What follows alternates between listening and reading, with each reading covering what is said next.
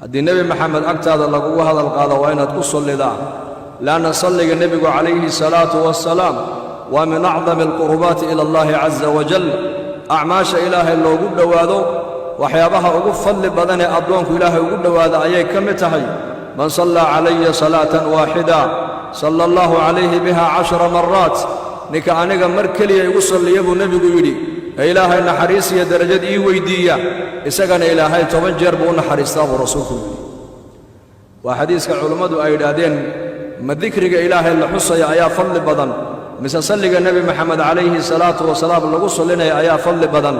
waxay yidhaahdeen culummada qaarkood sida qaadicayaad oo kale wuxuu yidhi sheekhaasi haddii ilaahay la xasuusto laba xadiis buu maaragtaana isku keenay uu isgarab dhigay leanna fadaa'ilka halkaa kala soo bax adiguba faa'iidadu meesha ay ku jirto man qaala subxaana allahi wabixamdihi gurisat lahu nakhlatun fi ljanna subxaana allahi wabixamdihi qofka mar yidhaahda buu nebigu yidhi geed timir ayaa jannada looga beeraa nebigeenna calayhi salaatu wasalaam habeenkii micraajka markuu nebi ibraahim samada 7 uu ku maray waa kii ku soo yidhi ummaddaada salaaniga gaadhsii waxaanad u sheegtaa jannadu waa dhul fiican oo dhulbeereed ku fiican dhirta jannada ku taalana waxaa lagu beeranayaa subxaana allah walxamdu lilaah walaa ilaaha ila allah wallaahu akbar subxaana allah markaad tidhahdaba geed baa jannada lagaaga beerayaa laa ilaaha ila allah markaad tidhahdaba geed baa jannada lagaaga beerayaa laakiin salliga nebi maxamed calayhi salaatu wasalaam dhegayso man sallaa calaya waaxidan salla allahu calayhi biha 10 buu nebigu yidhi hal mar ninka aniga igu salliya ilaahay naxariis ii weydiiya ilaahay isagana 10 jeer buu u naxariistaa buu rasuulku yidhi idan geed jannada lagaaga beeray iyo 10 jeeroo ilaahay kuu naxariistay waxaa ka fadli badan 10 jeer ilaahay kuu naxariistay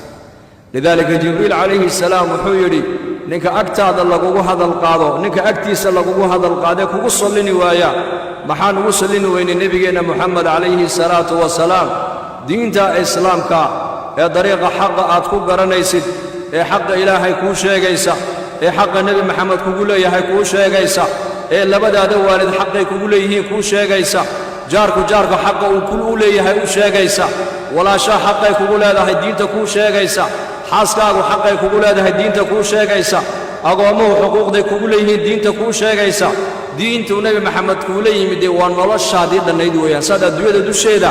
xaqa ilaahayna aad u gudan lahayd xuquuqda bini aadanka aad iskaga ilaalin lahayd ayaa nebi maxamed kuula yimid calayhi salaatu wasalaam naftaada dhan ee kugu jirta waxaa kaaga xaqle nebi maxamed naftiisa ayaa kaaga xaqle hal mar buu nebigu leeyahay ninka agtiisa aniga laygu soo hadal qaaday ee igu sallini waayaa jibriil baa yidhi ilaahay naxariistiisa ha ka dheereeye aamiin dhe buuhi aamiin baan idhi buu yidhi ninka labadiisii waalid ayakoo noolnool soo gaadhay ee loogu dembi dhaaf waayo labadiisaa waalid labada waalid ciyaar maaha ilaahay baa le an ishkur lii waliwaalidayka ilaya almasiir ilaahay baa kule anigana igu mahadnaq allihii ku abuurayna ku shugri oo caabud oo garo labadaadaa waalida lagaa soo dhex saarayna xaqooga ilaali baa ilaahay ku leeyahay oo yakana ku shugri oo xataa waalidkaagu hadduunan muslim ahayn samafal buu kugu leeyahay inaad u samafasho hadduu muslim yahayna waaba ka sii xag jiraaba